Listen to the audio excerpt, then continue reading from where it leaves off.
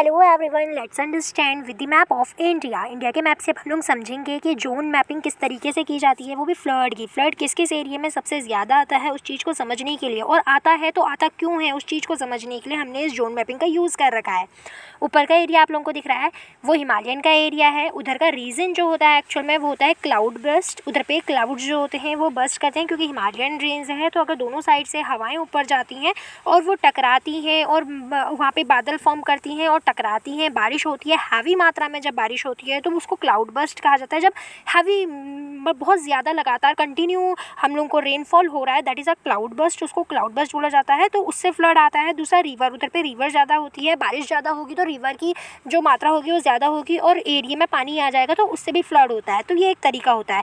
दूसरा है असम, बिहार और वेस्ट बंगाल। अगर आप इस एरिया को देखोगे तो इधर पे आने का रीज़न होता है वो होता है क्या बोलते हैं, रिवर। इधर पे भी रिवर है क्योंकि उधर साइड से जो ऊपर से आती है वो आती है सेंगपो, जो तिब्बत से निकलते हुए आती है और इधर पे आते हुए ब्रह्मपुत्रा बन जाती है। और इसमें बहुत सारी अलग ही तापी और अलग अलग जो रिवर्स होती हैं वो मिक्स होती हैं। और इधर पे जब वो रिवर मिलती हैं तो यहाँ पे मतलब बहुत सारे एरिया में रिवर ज़्यादा होने के कारण, पानी का ओवरफ्लो होने के कारण इधर पे भी जो होता है चांसेस होते हैं कि इधर पे फ्लड आ जाए। ठीक है, ऐसे ही उड़ीसा का अगर आप देखेंगे, उड़ीसा हो गया, आंध्र प्रदेश हो गया, तमिलनाडु हो गया, ये एक साइड का एरिया है। इधर पे सी से लगा हुआ एरिया है।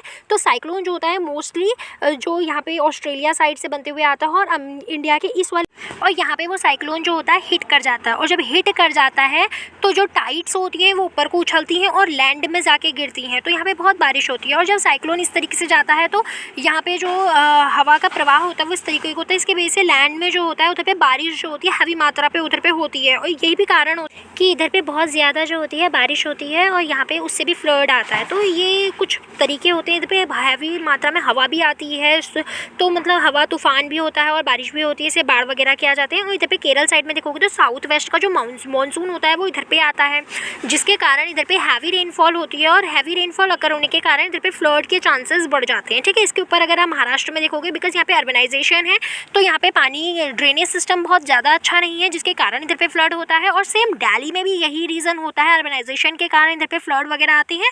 जो केस आपने देखा भी होगा लास्ट ईयर 2024 में, आपने देखा होगा बहुत अच्छी तरीके से, आपको याद होगा कि किस तरीके से जो वो था लाइब्रेरी थी, लाइब्रेरी के अंदर पानी जा चुका था और वो रोड के थोड़ा सा साइड में ही था और नीचे की तरफ को था, तो वो भी एक बाढ़ का कारण बन गया था अर्बनाइजेशन। और अगर आप गुजरात की साइड को देखोगे तो इधर पे क्या होते हैं, बहुत सारे डैम्स वगैरह पाए जाते हैं। ठीक है, तो डैम्स वगैरह जो पाए जाते हैं, अब अगर मान के चलो कि कोई डैम जो हो गया वो फेलियर हो गया, यानी कि डैम का फेलियर का मतलब होता है कोई डैम जो है वो टूट गया, तो उसके कारण जो होता है उधर पे हैवी रेनफॉल अकर होती है। अब हैवी रेनफॉल मतलब sorry, I am really sorry, वहाँ पे अगर डैम टूट जाएगा तो पानी बिल्कुल एकदम बहाव के साथ आएगा ना गाइज। अगर पानी बहाव के साथ आ रहा है तो वो किसी ना किसी एरिया में तो जाएगा, और एरिया में जाएगा तो शायद उस एरिया को बुरी तरीके से क्षतिग्रस्त कर देगा, यानी कि उसको डिस्ट्रॉय कर देगा। यानी कि जो डेवलपमेंट हमारी हुई थी उस एरिया की पूरी तरीके से ख़राब हो जाएगी, लोग मरेंगे, बहुत सारी प्रॉब्लम्स जो होंगी लोगों को फेस करनी पड़ेगी, बहुत कुछ, उनकी प्रॉपर्टीज़ जाएंगी, उनकी लाइफ जाएगी, बहुत दिक्कत होती है। अगर हम लोग फ्लड कहें तो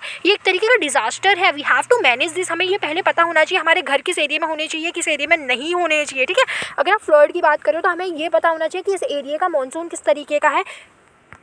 तो हम लोग को ये चीज़ें पता होनी चाहिए ना कि हम लोग को घर किस साइड पे बनाना है। तो डेवलपमेंट के बारे में हम लोग इसी के बेसिस में देख पाएंगे कि हम लोग को डेवलपमेंट कहाँ पे करना चाहिए, किस जगह पे घर बनाना चाहिए, किस तरीके से अर्बनाइजेशन करना चाहिए, ड्रेनेज सिस्टम बहुत अच्छा होना चाहिए कि वाटर ईजीली चला जाए, अगर बारिश हो रही है तो एकदम से पानी ना भर जाए, कहीं पर किसी को कोई प्रॉब्लम ना हो। इस चीज़ को हम लोगों को देखना पड़ेगा कि किस तरीके से करते हैं। इसका हम लोग को मैनेजमेंट करना पड़ेगा, वाटर के मैनेजमेंट का, डिज़ास्टर का मैनेजमेंट। हम इसी चीज़ को तो देख रहे हैं कि डिज़ास्टर को मैनेज किस तरीके से कर रहे हैं आप।